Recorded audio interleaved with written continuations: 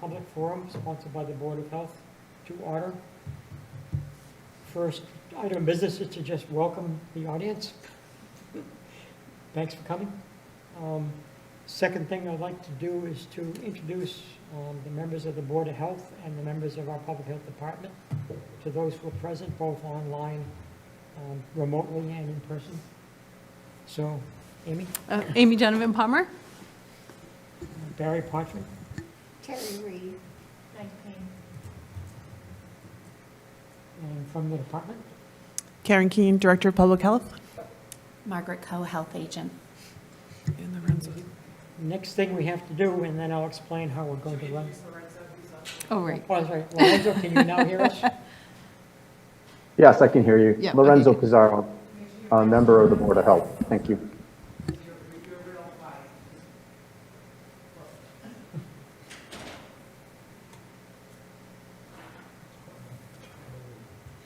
So the first thing we have to do is actually make a motion to actually begin the public forum. So I need a member of the Board of Health to make a motion to actually open the public forum. I so move. Is there a second? I'll second it. I'm sorry, is your green light on? Mine is on now, yes. It is on? Yep. Try it again. Just remember, you have to have the microphone green light on in order to be It's on. heard. Yeah. Okay. Yep. It's okay? Yep. Okay. Okay. So let's try it again. I need someone to make a motion to open the public forum. I so move. Is there a second? I'll second it. Amy seconds the motion. We have one remote member, so we have to call the roll as usual. So Dr. Reed, yes or no? Yes. Amy, yes or no? Yes. Lorenzo, yes or no? Yes. Meg, yes or no? Yes. Myself, yes. So the public forum is now open. So there's a few things that I have to explain because public forums run differently than regular Board of Health meetings. So public forums are meant to gather information, comments, and suggestions from the general public, which may be considered in reviewing the draft of regulatory documents. So at this particular meeting, we're reviewing a document about polystyrene takeout containers. So as such, there will be no motions or votes taken on the proposed regulation today. We're just gathering information from those present, both by Zoom remotely and in person. Everyone must wait to be called upon before speaking and shall do so at the podium if you're present in person. So please, please, please do not speak from your seat in the audience. You must go over to the podium and make sure the green light is on. Otherwise, since we're broadcasting this live and it's being recorded, you will not be audible. So you have to do that. That you also very much should, and we request that you do so, identify yourselves by name and the organization or business that you may represent. Each speaker will be allowed a set number of minutes to speak.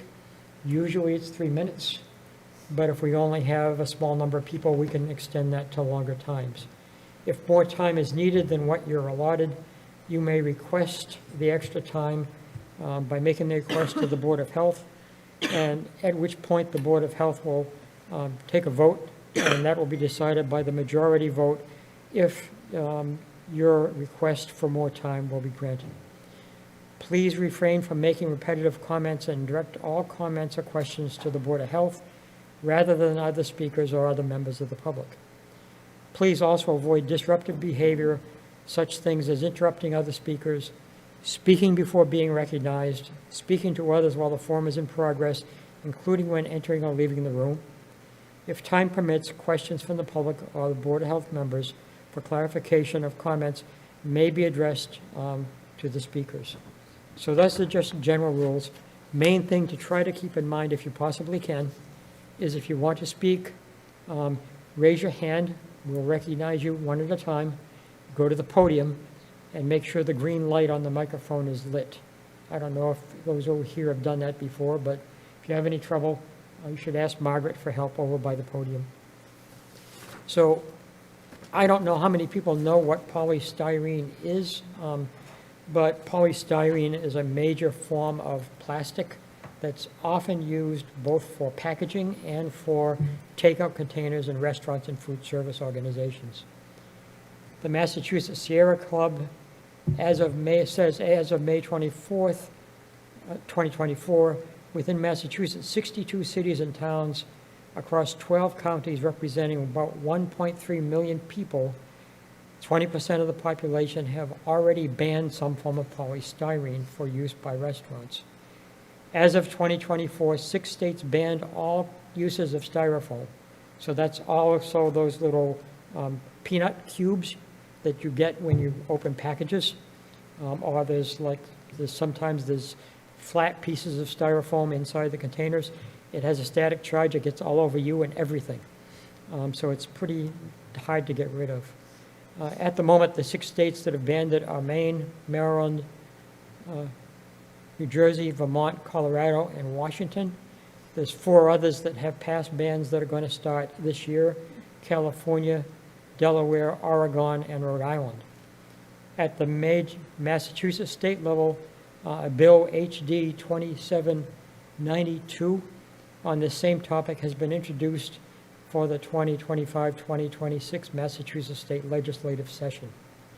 So it could happen before the end of the legislative session that, as in the other, 10 states, that the use of polystyrene could be banned in the state of Massachusetts. It's also spread to other countries across the world. They've banned polystyrene in recent years. It includes Canada, China, Peru, Caribbean islands of St. Lucia and Barbados. I'm looking at Dr. Reed because she just came back. And those in the Western Hemisphere, also the European Union countries, Kenya, Seychelles, Zimbabwe in Africa, India, Thailand, and Taiwan in Asia, New Zealand, and a number of other Pacific islands, including Samoa and Vanuatu. So it's kind of a spreading sort of thing. And the reason why this is spread so rapidly is that polystyrene is a polymer. It's made up of repeating molecules called styrene. Like most plastics, it's made from fossil fuels like natural gas and oil. Styrene is listed by the U.S. Department of Health and Human Services as a suspected carcinogen. It can leach into the food and beverages from polystyrene containers, especially when the food or beverage is warm or hot. It's a harmful carcinogen associated with leukemia, lymphoma, and can cause respiratory and eye irritation, vision and hearing loss, impaired memory, and concentration. Creation of styrene also involves benzene and ethylbenzene. These are also made from fossil fuel. They are harmful to health also. Benzene is a carcinogen linked to leukemia, as well as other cancers of the blood, and can cause reproductive harm. Ethylbenzene is a possible human carcinogen, causing skin and eye irritation, as well as kidney, lung, and liver cancer in animal studies. While the use of styrene is already concerning in itself, they also have chemical additives that are put into the styrene, including phthalates and flame retardants. These are not chemically bound to the plastic and really migrate fairly readily and leach out, exposing consumers when they come in contact with products that have contained the styrene. Ethylbenzene is found to leach from polystyrene food-containing materials into the food, while the levels that have been detected in food are considered low. This has important implications for human health and further highlights risks behind the toxic additives used in the production of polystyrene.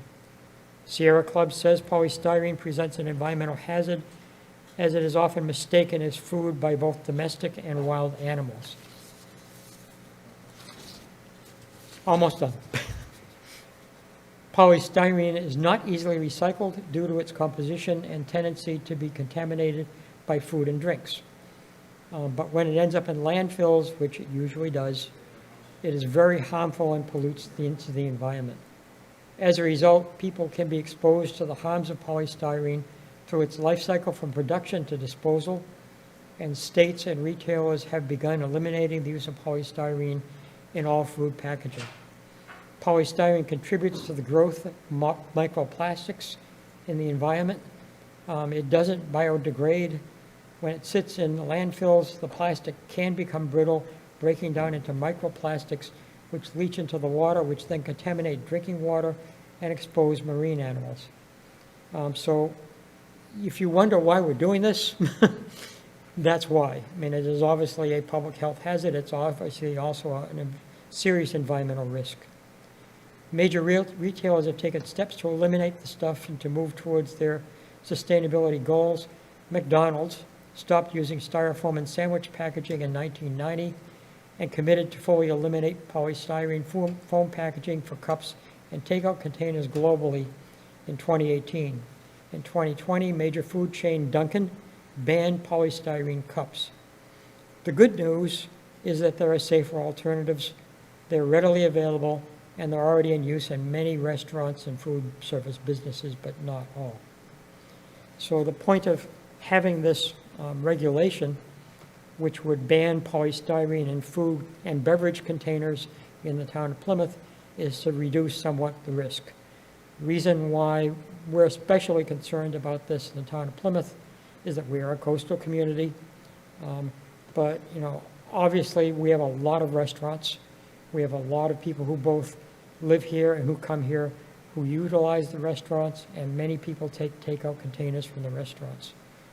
So we felt that we should really join the 62 other communities in the state and the 10 states in the U.S. and all the other foreign countries and try to do something to at least attempt to eliminate the polystyrene food containers from our environment. The regulation we're proposing also has not a requirement, but it urges the restaurants to no longer dispense plastic utensils or plastic straws unless they are specifically requested by the customers. Again, the problem being that there is issues with those things. Again, they're made out of polystyrene in many cases. So that's the background for what's going on, why we're doing it, how we're going to try to run the meeting or the public forum. And at this point, we want to just gather information. I see Ken Stone just came in. Welcome, Ken. I did do a little research on the containers that are made out of polystyrene, the clamshell containers. Tell me if I'm right. I believe they cost about 13 cents per container. And the alternative packaging for food and beverages usually runs anywhere from about 20 or 22 cents up to 30. So is that about right as far as you know? So there is an increased cost involved, but if you do the math, it comes out to be for 200 containers about $140 to actually buy the containers, and you would have to subtract from that the cost of buying the polystyrene containers. Yeah. If you're going to talk, you must go over there. Yeah. But we'll do that in a minute. So I'd like to, for at least the 4 people who are present, and I'm looking to see if we have other people that have joined us remotely. I see Mike Hugo, who works for the Massachusetts Association of Health Boards. Good evening, Mike. Thanks for joining us. Nice to be here. Thank you, Barry. Yeah. So would someone like to approach the microphone and tell us what you think of this possible ban on polystyrene takeout containers and beverage containers? Anyone?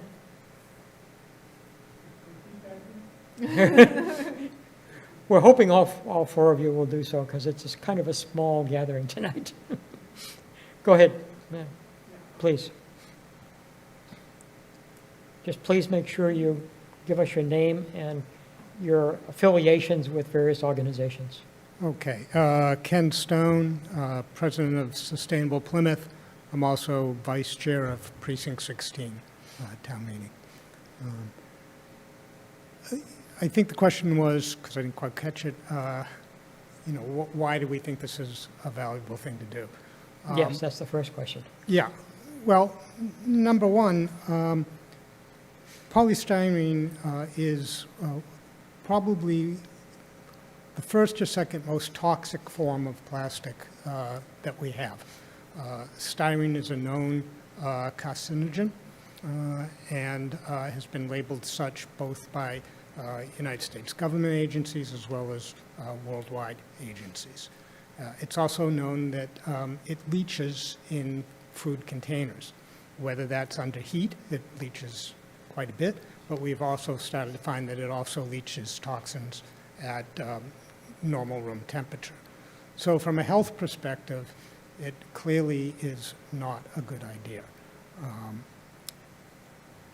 I tend to like to follow the idea of preventative health, and the idea of that is we don't wait to find out whether something is bad. Somebody has to prove that it's good first, and that's, of course, never been done, but there is research demonstrating that there are problems with polystyrene.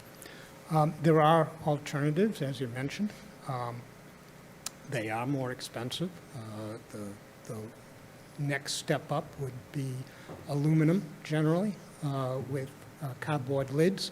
The advantage of that is not only that there aren't any toxins involved, but both aluminum and cardboard are highly valuable recyclables and will get recyclable. They are toxic. There are alternatives. A number of years ago, when Sustainable Plymouth looked at this, we did a survey of about 100 restaurants. I forget the number exactly. We did a survey of a number of restaurants in Plymouth. And what we found is that many of them don't use styrofoam at this point anyhow. There are those that do, but many, in fact, I think the majority don't. They tend to use other products, cardboard, polypropylene, a form of plastic that is not as toxic and can be recycled. And so clearly, while it's more expensive, many restaurants are finding that it works. And I think many also use it because a lot of folks don't like styrofoam. And a lot of people are more and more aware of the fact that it's not sustainable, as well as the health risks involved. So you see people like McDonald's going to a paper cup versus styrofoam because it's good for business. So I think that's another piece in terms of restaurants moving toward it. But again, there are still a good number that are not. And of course, another piece is the pollution in the ocean. You do see a lot of styrofoam on the beaches, unfortunately, and that does get into the ocean. People used to say that when plastic or styrofoam got into the ocean, it lasted forever. Recent research down at Woods Hole said, oh no, it's much, much less time than that, 200 years. It's still a problem. So many towns have passed bans. It hasn't seemed to have had a negative impact on business in towns. I think it's a good thing to do. I think it's popular with the public and apparently fairly popular with many restaurants. Could you also, before you go, speak a little bit about what happens to the styrofoam and other plastic containers when they get into the ocean waters? Well, again, they break down very slowly, but they do break down into microplastics, which are very tiny, and so you don't see them, but they're there. They also tend to bind with other toxins in the ocean. They tend to bind readily with other toxins in the ocean. So they contribute to a toxic soup throughout the various gyrenes throughout the oceans. We have 6 gyrenes, I believe, throughout the world. The one off the coast of Texas was, off the coast of California was described as being as large as Texas. When we talk about these gyrenes, these floating, some people have said islands of trash, they don't look that way when you see them, but because they break down into these microplastics, but they're in the water. When they sift it, filter it, it's there, and it's plentiful. It also gets into the food chain. We're starting to find plastic throughout the food chain, as not exclusively, but a lot of the fish we eat. And we're starting to find, and I don't know what was said before I got here, but we're starting to find plastic throughout the human body. The medical world is starting to get pretty concerned about this. We're finding microplastics pretty much throughout our bodies, in people's hearts, in lungs, in livers, in kidneys. They just came out with some research finding plastic in people's brains, in mothers' breast milk, in placentas of children that have been born. We don't know yet what the impact of that is, but I think common sense would say it can't be good to have all this plastic in our bodies and the toxins that are part of that mix. Actually, they have found it in the brain. You'd think it would be blocked by the blood-brain barrier, but apparently it isn't, because the microplastics can also break down into nanoplastics. Right. Which are really tiny. Yeah. And I've seen also reports that they can also work as endocrine disruptors. Yes, yeah. I think the issue is that they've found that these chemicals have lots of potential harmful impacts on humans. It's tough to do the research with human subjects because, well, which plastic is it, and how much does it take, and how do you develop a control group? I mean, who doesn't have plastic in them now? So it's tough, but I think the research is leaning more and more toward this is not good. Yeah, it's very widespread. Even when I was fortunate enough to get my bucket list wish granted, and I went to the Galapagos Islands about 2.5 years ago, the naturalist that was leading our group made a point to point out little colored tiny pieces of plastic that was all over the sand where the water was washing up. Yeah.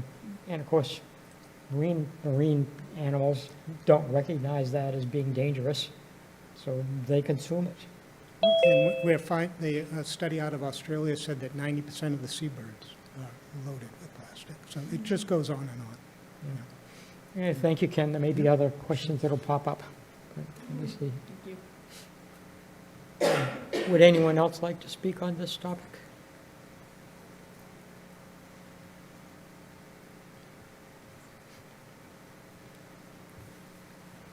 Hi, my name is Holly States. I live at 7 White Pine Lane, and I am on the board of Sustainable Plymouth with Ken.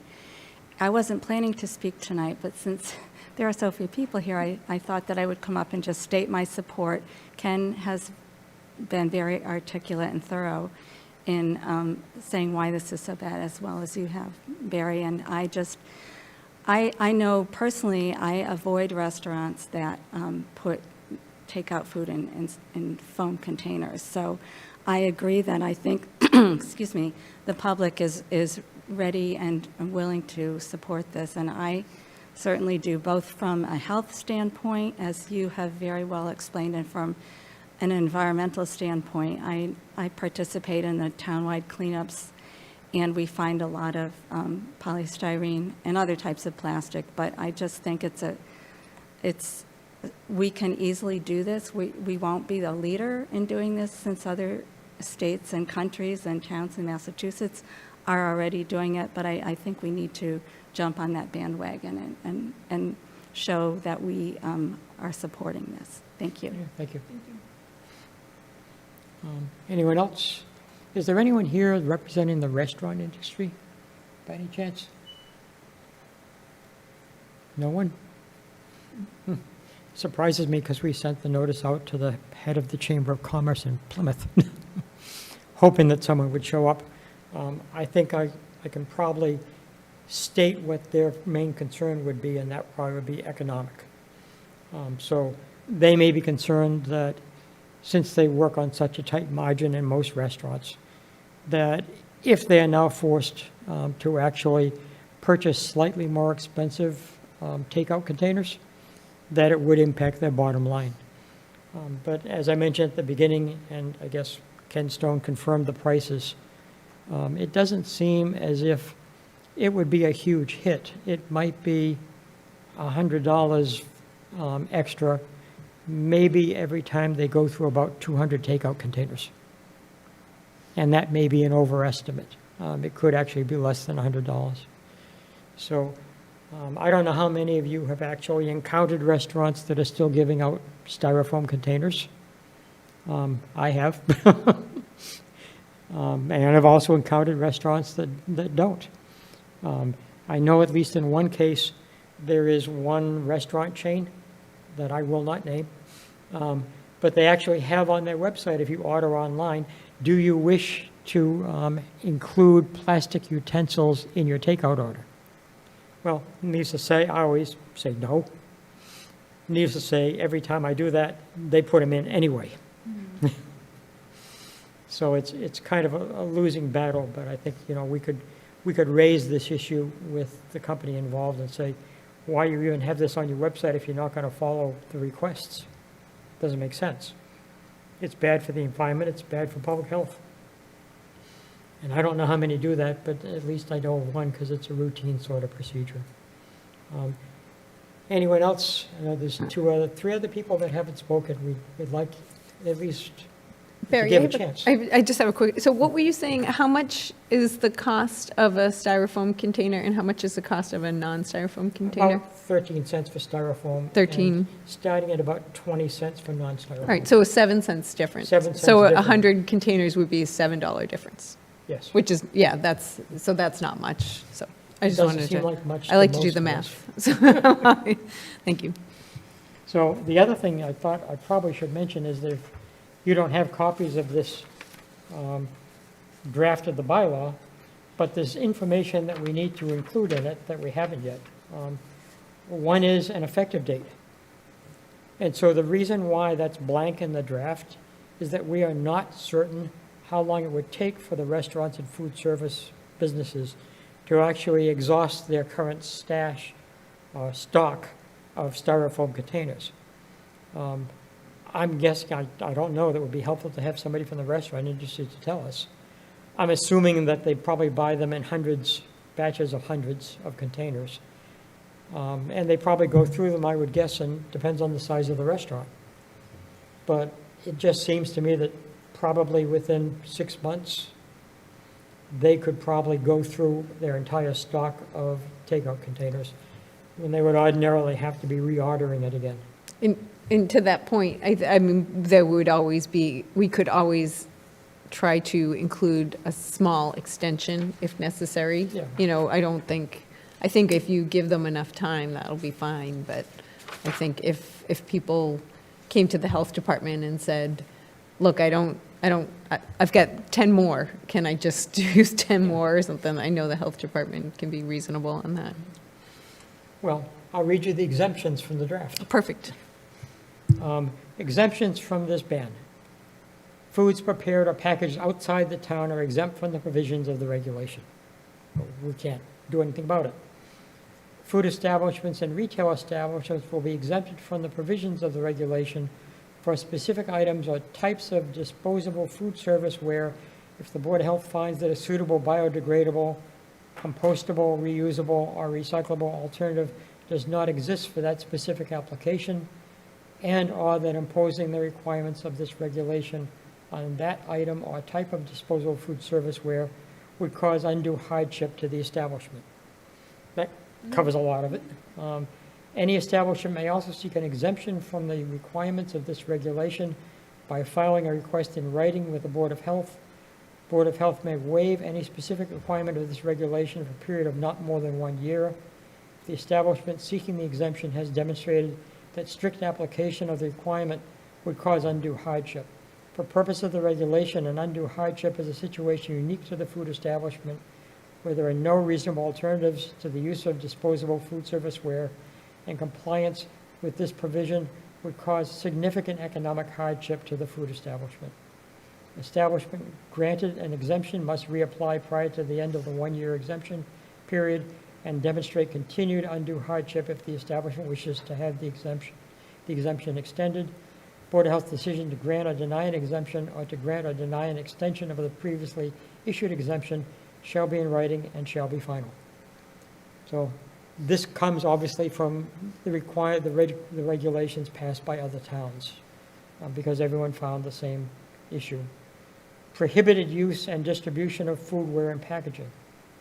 Food establishments are prohibited from dispensing food or beverages to any person in takeout disposable food containers made from foam polystyrene, also known as styrofoam. Food establishments using any alternative disposable food serviceware are strongly encouraged to use only biodegradable, compostable, or recyclable food serviceware. All food establishments are strongly encouraged to utilize reusable food serviceware in place of disposable food serviceware for all food served on the premises. Plastic straws and utensils should be provided only upon customer request. And then there's always the question of, well, this is nice, how you enforce it. So, each food service establishment as defined above operating within the town of Plymouth shall comply with this regulation. Any food establishment violates any provision of this regulation as established by the Board of Health shall be liable for a fine as follows. First offense, warning. Second offense and subsequent offenses, $100.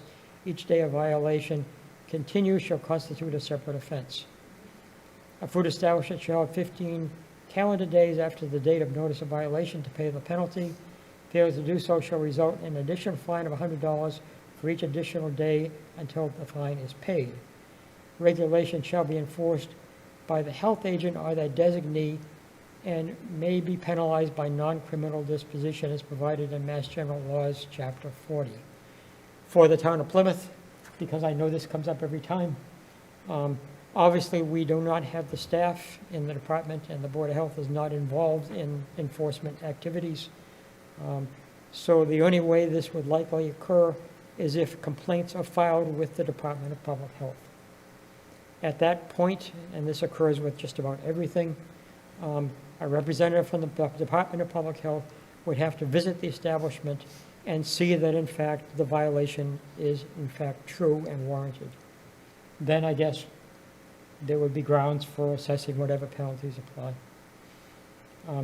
Karen, is that pretty much accurate with what you can and cannot do? I can choose to or choose not to issue the fine, depend upon what I determine when we receive a complaint. So I would just ask when you are talking about in your discussion about this regulation to really think about the time frame, like when you're going to, if you've got, this regulation is going to be issued, and from that point, we would have to make sure we notify all of our food establishments of this change. Then I would start the 1-year time clock ticking. I wouldn't make that time frame from the date that you take your vote. So it would be half after the date which was listed in the regulation as the effective date.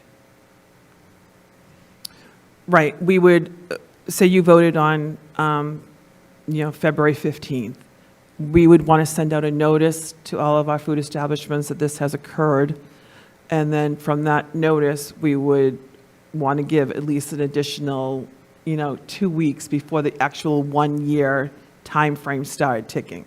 So if you issued it on February 15th, I would say the effective date is March 15th. Okay, so you would recommend a 1-year wait for the effective date? Not necessarily. I think what I would do is I would want to notify them and then decide what the effective date would be. I don't think we necessarily have to give anyone a year, to be perfectly honest with you. I don't. I think that we've certainly let the food establishments know that this was happening. Like, as we said, a lot of food establishments have already established the change themselves. So I don't think that we have to necessarily give a full year. I'm just asking to have a window where we don't even start it yet, so that we can notify that it is indeed taking effect. Okay. So I'll work with you as we try to revise the regulation to make sure it fits with your concerns. And hopefully, but I know, yes, I'm a dreamer. The department will end up with having at least the same staff, if not more, since the requirements and the demands on the department have been growing nonstop for ever since I've been in Plymouth. And I don't think the department staffing has actually kept up with the demand. I mean, we went, I guess at our last meeting, we talked about Dana having to issue, was it 1,000 restaurant permits in a fairly short period of time? One person. And I think the entire Board of Health, myself, we were just astonished. How could anybody possibly get through 1,000 permits? And what was it, about a month? But that's what happened. So, you know, obviously that's a huge demand to make on someone to try to do that amount of work in such a short period of time. And that's only one example. There's many, I know, because I've been around long enough to know what happens. So I think that the next thing to do is probably, if I can get anyone else in the audience to make comments or suggestions for us. Yes, please, just go to the podium. Barry, while we wait, I do just want to point out that we did print out a couple copies of, about 15 copies of the draft regulations, and they're on the table. Thank you. My name's Dale Bryan. Currently, I'm the chair of the Climate Action Net Zero Committee here in town, also a member of Sustainable Plymouth. I thought there would be more of a full house, so I came here for the education purposes, primarily to hear voices from the business community that would go beyond just the economic rationale for why this would be something they were opposed to. I'm going to read very briefly part of the Climate Action and Adaptation Plan. One of the focus areas of that plan is to reduce waste. And so in that general sense, I personally, the committee entirely, I think the Select Board as an organization that has validated this plan or approved the plan would see that minimizing waste is an objective of the town. The question, so here's the goal. Businesses, households, municipal operations, and individuals minimize waste and consumption of disposable goods. The strategy, establish opportunities to reduce waste and reuse materials. So this falls clearly within those goals and that strategy. The question that I would pose, it's not a suggestion, but a question. Are there any instances where incentives have been provided businesses, chambers of commerce perhaps, restaurants specifically, users of these goods to reduce the cost of what they've already expended in getting rid of that waste? So if we give organizations a long period of time to go through that material, it's still a significant waste stream. Has there been any evidence, any situations where that stock has been purchased by some other means, not necessarily the town, I'm not trying to suggest that, but is there any kind of incentive structure to help them move that material out of the waste stream sooner than later? It's not being used for takeout. It's being sent to whatever facility that can get rid of it appropriately. Any evidence of that? Any history of that? Who would you anticipate would be giving the incentive? Good question, and I don't have an answer for that. Yeah. I mean, we're all flush with money, so it could probably come out of us. No, I'm even thinking like, I'm even thinking from what realm of business that would come from. You know what I mean? Like, I'm trying to picture who would do that. I'm glad that you're asking the question. I'm trying to pose something that I would assume is outside the box. Yeah. But if it's something that can be considered, and if there is a means by which this could be addressed to help move it out of the waste stream sooner, that's the objective that I would have in mind. I was glad that you redid the math so that the $7 on 100 containers seems negligent. But if in fact there are thousands of these items in distribution, in not necessarily Plymouth, but there's going to be pushback at other points along the supply chain. Again, I'm not imagining that we're going to alleviate those costs entirely. I don't know if it can be done at all, but that's a quick question. If I could, through the chair, I also think it's a timely discussion as we try to work on having a green restaurant distinction here in Plymouth, and that the state has lowered the amount of food waste that you can actually have from a food establishment going into a landfill. So I think all of this is very timely. It also is going to be interesting, whereas we've always told restaurants that someone cannot take their food home in their own container. That's going to have to be a philosophical change almost, because that's something that we're going to approach. That if I go out to dinner and I have food left over, I'm not going to ask for a container from the restaurant. I'm going to bring my own. Therefore, bringing my own food home, or the restaurant will have containers that they can take, I could take home with me, and then like a deposit almost. You know what I mean? Like I leave a nominal deposit on this particular container, so I bring it back to the food establishment that gave it to me. Or we even work out even a bigger program where everyone who is a food establishment in Plymouth belongs to this club, whatever you want to call it, where these containers can be brought to any restaurant. So I think talking about waste really comes up with so many different layers to it. So I like your idea. I like that thought, but it's so there's a practical side, and that's why I asked the question about, well, where's the money coming from? But what I am pleased to hear and what you're ruminating is that how do we have this pass so that it doesn't seem like it's entirely and solely and only a sanction? The business community could see it that way and find that that's just reasoning to be reactive. If what the community is doing is trying to use its imagination to come up with positive solutions, it's not just this one product that we need to address, part of the waste stream. Mm-hmm. This is a significant one. And to the health questions, we have a health, safety, and preparedness working group within the plan as well. And Ken mentioned heat. Heat's coming.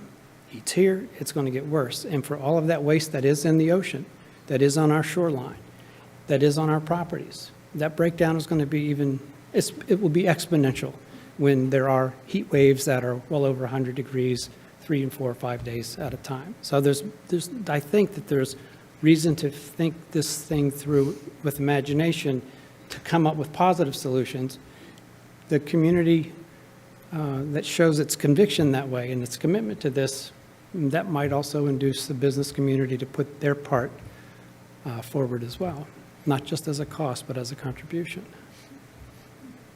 Off the top of my One head. possibility is to approach Amy Naples, the chair of the Chamber of Commerce, and say, would it be possible to actually develop a list and get stickers for the front entrances for restaurants that comply with this and do their best to avoid using a variety of really harmful takeout containers, so that people can see when they go to the restaurant, or they look at the website, oh, this restaurant has been given, the Green Restaurant Award. Indeed. Ken, Go to them, please.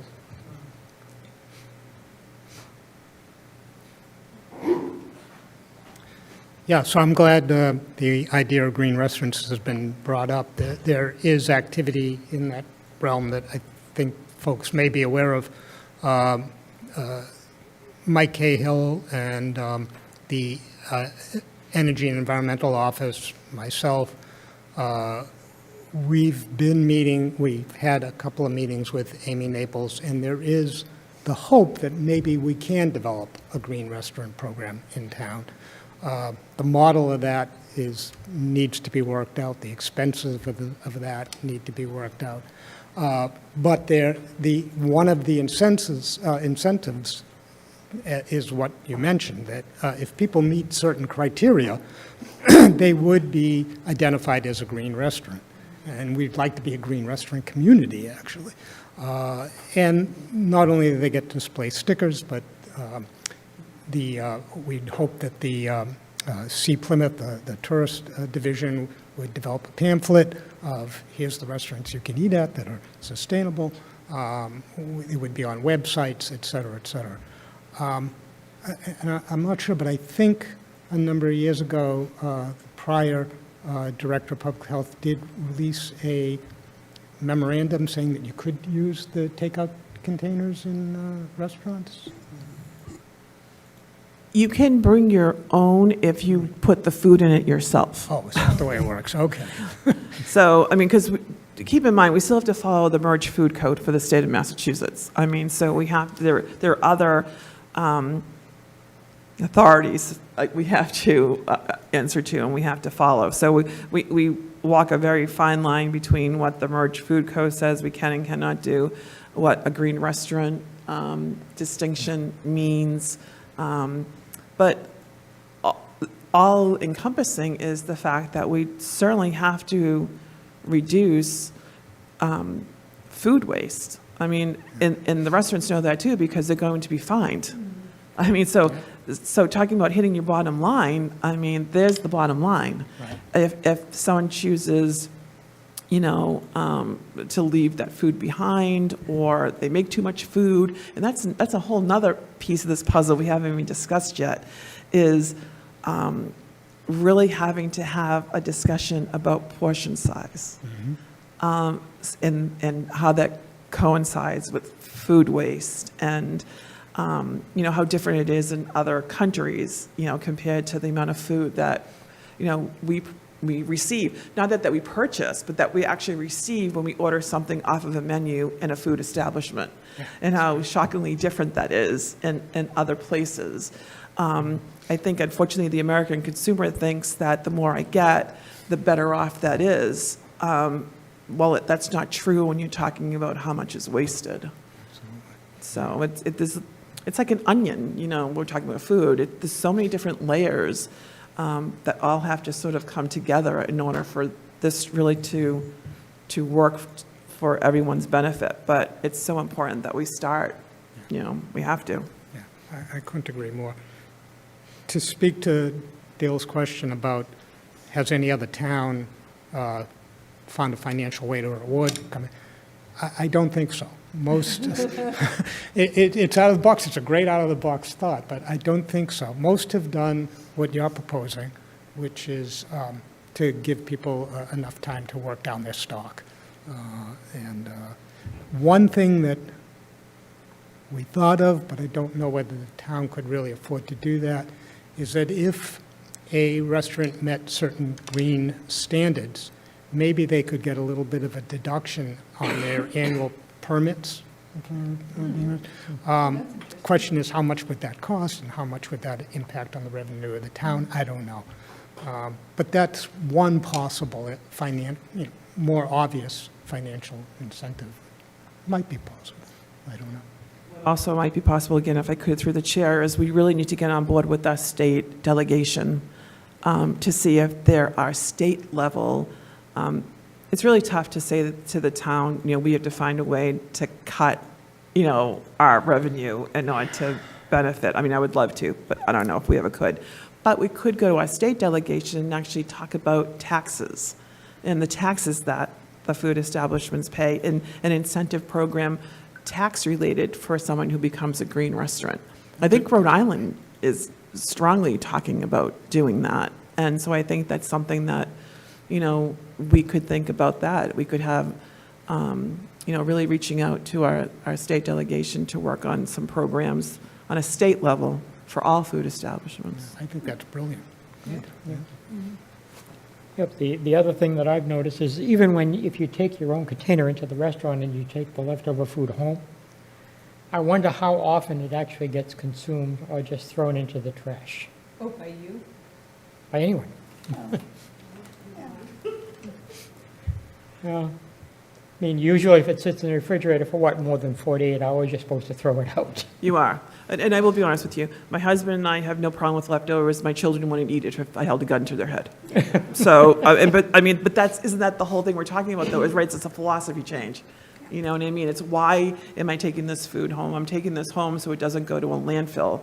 You know, I'm taking it home so it's, you know, I'm using it for my sustenance, but I'm also doing something to help protect, you know, the earth on which we live on. You know, and I think that that's, I mean, I know it sounds very philosophical, but I think sometimes philosophical starts actually end up with some really concrete ideas. Yeah. Any other thing? No? No? Anyone else in the audience have anything that you'd like to add?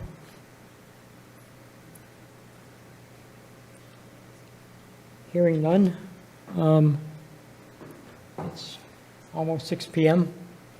So at this point, if there's nothing else to add, we'll work further on this regulation. It will come before the Board of Health after it's been revised again and worked on. And I believe that at this point, all we can do is simply to ask a member of the Board of Health to make a motion to close the public hearing. I'll make that motion. Is there a second? I'll second. Okay. There's a motion to close the public hearing, so I'll call the roll once again. Lorenzo, yes or no? Yes. Amy? Yes. Dr. Reed? Yes. Meg? Yes. Myself, yes. So the public forum portion of this meeting is now adjourned.